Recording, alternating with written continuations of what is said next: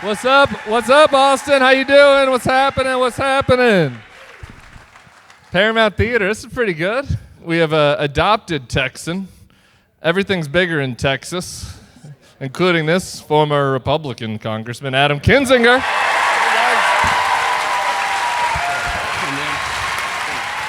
Hi, everybody. What's up? What's up? All right, we're gonna do a little Iran talk. Then we got a game for you. All right, we're gonna have some fun. Because is it Friday? Is it Friday yet? No, it's a Thursday. I thought it was Friday. It's my Friday tonight. We'll see how I do on David Frum's podcast tomorrow. What are you doing? Are you leaning forward or sitting back? I'm kind of sitting back. I think you should man spread. I got kind of like the gay leg cross. All right, we're gonna start with a little Iran talk. How do you think the war's going so far? Oh man.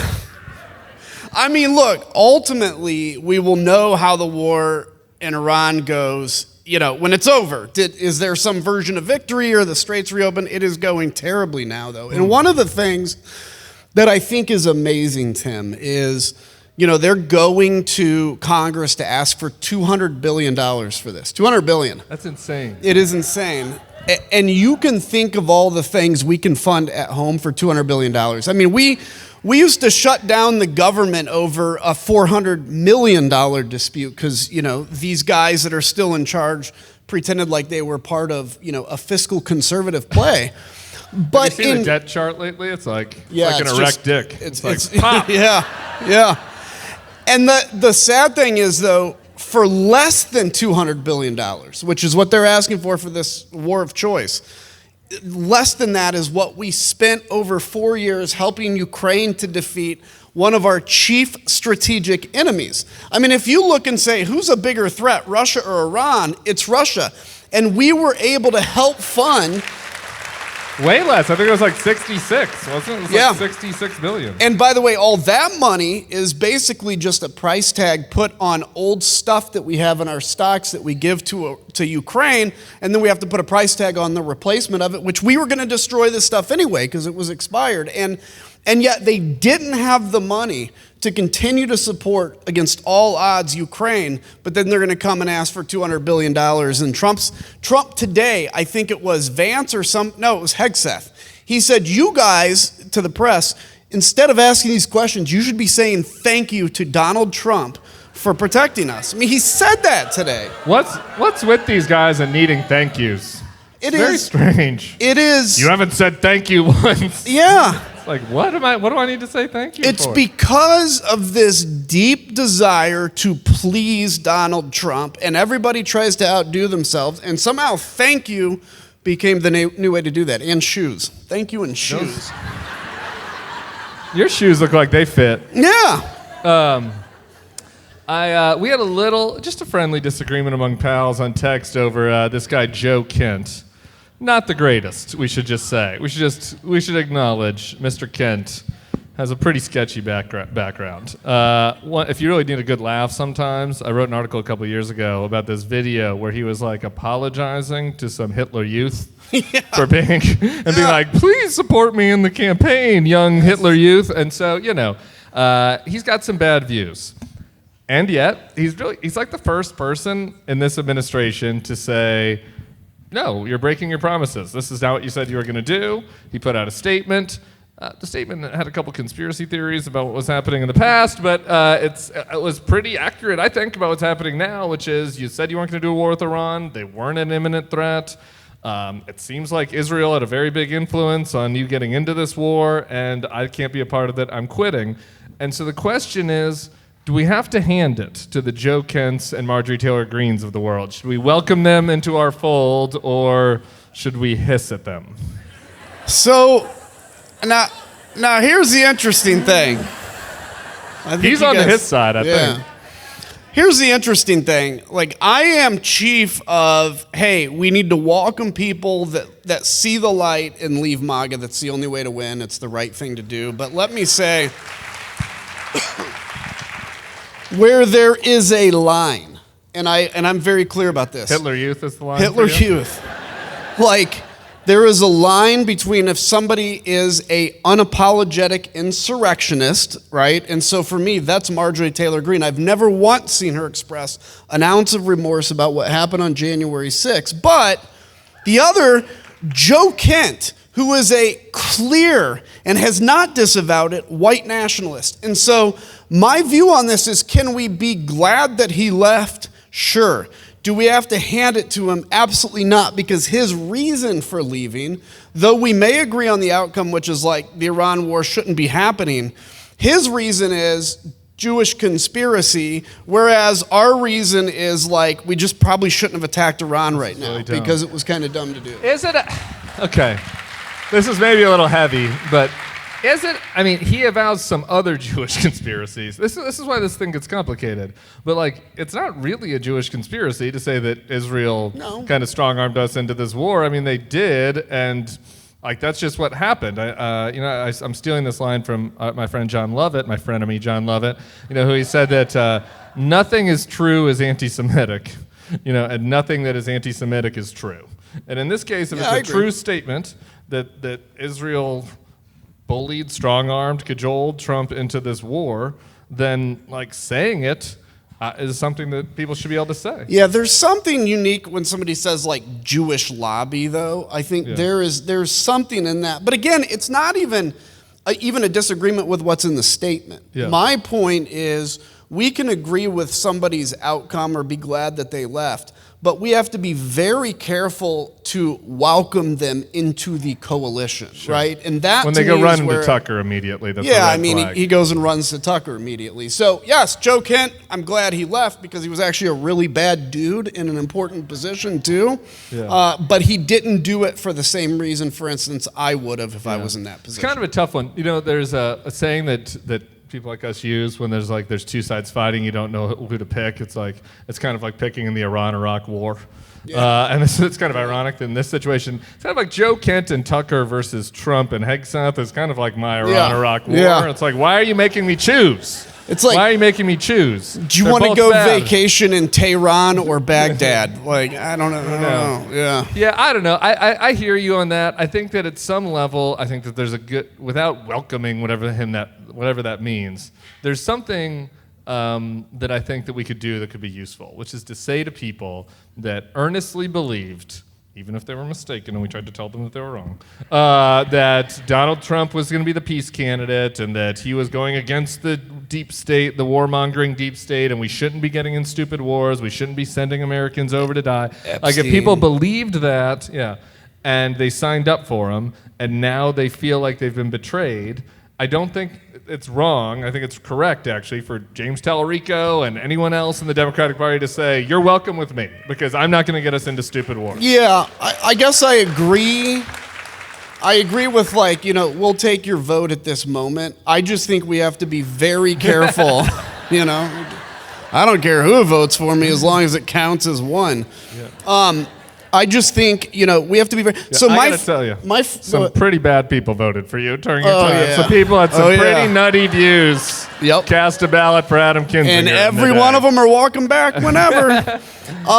So my friend Rich Loges, who runs an organization called Leaving MAGA, leavingmaga.org, he says, he basically, it's like, this sounds funny, but it's true and it's important. It's like a support group for people that leave MAGA because you get excommunicated from a community and a family.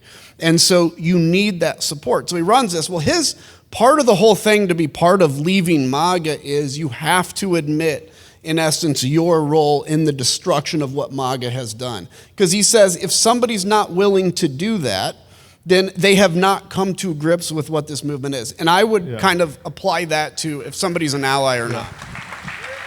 All right, last thing before we get to our game. You served honorably, and you've got veteran friends, I'm sure. What is the vibe like? And if you look at Pete, it's hard for me to put myself in this view as somebody that hasn't served. It's like Pete Hegseth is a former Weekend TV co-host. Okay, and he is like such a clown, and these press conferences are so embarrassing. And to think that person is the point person for, my friend, your friends who are still serving and making decisions for them. To me, it would be horrifying. But I don't know. What are you hearing? I'm glad you asked this. So first off, too, And there's nothing against this specific guy, General Dan Kane. He could be a fantastic general.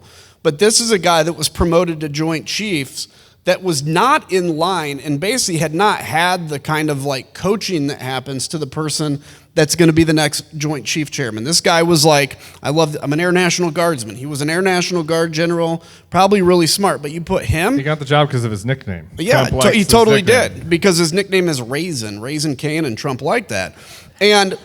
But he's probably fantastic. But you take him... You take Hegseth and Trump, and that's who's leading this war. So I will tell you, Tim, for the first time, because I'd get asked this question before Iran kicked off, and I'd be like, I'm not hearing from my friends like this fear because it's Hegseth. I am hearing that now. And honest to God, I am talking to people that are like, nobody that's hardcore MAGA because they'll never admit it, but like my friends that probably voted for Trump, they're furious, the ones that are still in. I have one friend who was a C-17 pilot, and they're abusing them in terms of just like they get 60 hours of notice all of a sudden to deploy to the Middle East. And you think about what that means. There are not enough crews now in these aircraft, so they're driving them harder, waiving their crew duty days. They're flying every day. One base, I heard this anecdotally, has basically had to start rationing food because they got hit by an Iranian missile. They can't gather in the chow hall anymore because Iranian missiles are targeting that. They're miserable, and they feel like we went to war without being properly prepared, and it kind of feels like that for me, too. They're right. All right, guys, you ready for this? We brought Adam here for something that I want to call the cuck-off. Now, I had a message from a fan from Australia, and they're like, Tim, you keep using this word cuck, and I don't know what it means. And that's fair. And so I just want to give you guys a little backstory. Around 2015, when people like me and Adam were supporting Jeb, in our case, that's where we became pals, or Marco or any of the other candidates, John Kasich, the MAGA folks called us cuck-servatives. Their thing was, you guys don't have the balls. Like, you probably aren't even screwing your own wives. You're cucks. That was their insult. It actually came from because they would say, like, you sit in a chair while somebody's effing your country. Wife. Yeah, effing your country, yeah. So that was their joke. As you can tell, nobody's laughing. It's not that funny. We've co-opted it, though. We've co-opted it, and we've owned it. We've owned the term. Kind of like how the gays, we can say the F word. You can't say it, but I can say it if I want to. It's kind of like that. We have co-opted cuck-servative. And, it is kind of funny, actually, when you think about it in retrospect. I mean, is there a bigger cuck right now than the Donald Trump supporters in Congress? I mean, John Cornyn, literally, that guy is strapped into the cuck chair. He's got an ad. He's like, Big John Cornyn. It's like Big John Cornyn does whatever Daddy Trump wants now. So it is kind of like a projection thing. Anyway, so for the cuck-off, I thought, before we started playing to, the liberal fans, I was like, what we should do is bring back our roots, the servative part, all right, our never Trump roots. And we're each going to give you 2 rants that speak to our roots, and then you get to vote over who is the chief cuck in the cuck-off. Are you ready? Okay, I'm going to go first. All right, and here we go. To be fair, he's probably been planning this for a long time, and this is new to me. You can grade Adam on a curve if you want. He already knows he's getting cucked by me. Okay, are you ready? Here's mine. Number 1. Neoconservatives are getting a bad rap right now. Okay, stick with me. Stick with me. We're getting a bad rap, okay? Yeah. All right. We made some bad choices. Now, I didn't make that many bad choices. When sometimes liberals come up to me and they're like, you were for the Iraq war. Why should I listen to you? And I was like, I was hitting the bong with my buddy Blake sitting over there during the Iraq war, okay? I was not I did not have any role in the Iraq war, okay? But, okay, my people did, culturally, spiritually. And, they made a lot of mistakes. But there was an earnest feeling among the original neoconservatives, which was, we want to bring democracy and freedom to the world. Execution was bad. Intentions were good, though. It was like, these guys deserve better than the fucking Ayatollah and Saddam. They're terrible. Why can't we have George Al Washington take over Syria? It was a good idea.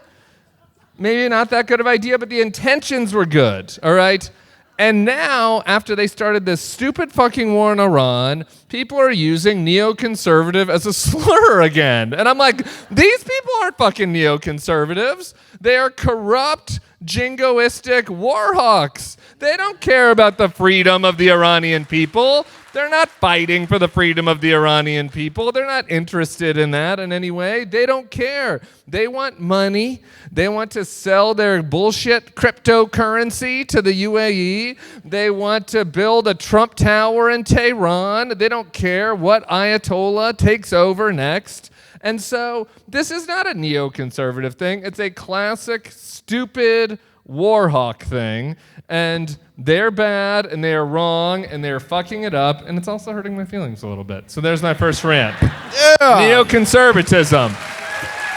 Well-intentioned, but bad. Can I get 3 cheers for neoconservatism? All right. All right, I'm gonna have to go after Democratic politicians for my first rant, okay? Right. Don't worry, I'm gonna go after Republicans, the second rant. Okay.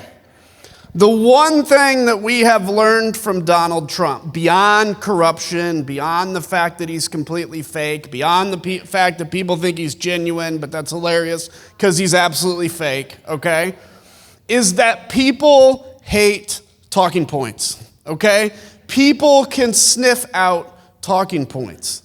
I think it is time for my Democratic politician friends to take the talking points you have memorized, light them on fire, and never think about them again.